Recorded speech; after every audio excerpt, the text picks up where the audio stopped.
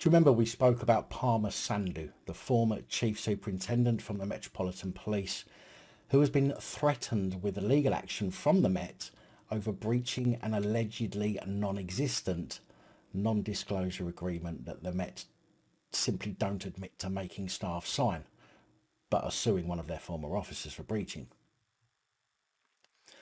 Well, apparently, since 2017, the Metropolitan Police have spent over £1.25 million in legal fees and settlement agreements for staff who have allegedly accused the force of discrimination.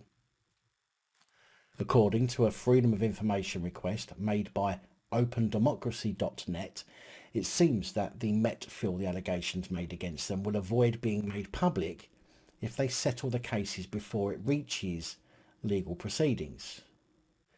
But it appears that dozens of non-disclosure agreements have been drawn up by the Metropolitan Police over the past 5 years to prevent claims of discrimination being made public.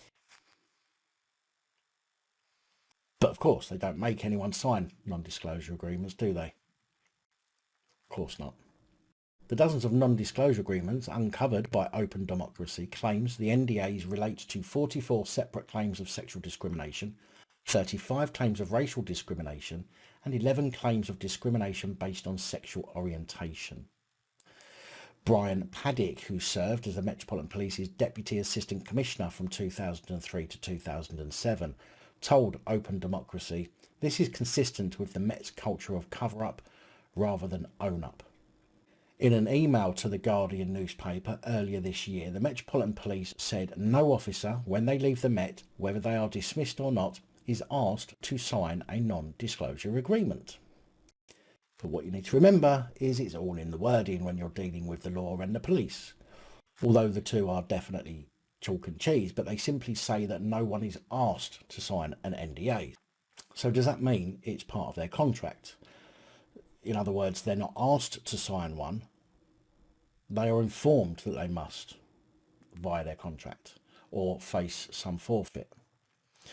It certainly wouldn't surprise me if it was the case, but being forced is certainly not the same as asking someone, and even Sadiq Khan's office backed up the Metropolitan Police's stance on not using non-disclosure agreements when asked earlier this year, claiming that NDAs are not used by the Met. However, the Open Democracy site were told in their response from the Freedom of Information request that any of the cases will have confidentiality clauses built in as part of the settlement agreement, and disclosure of individual settlement amounts would breach any such clause.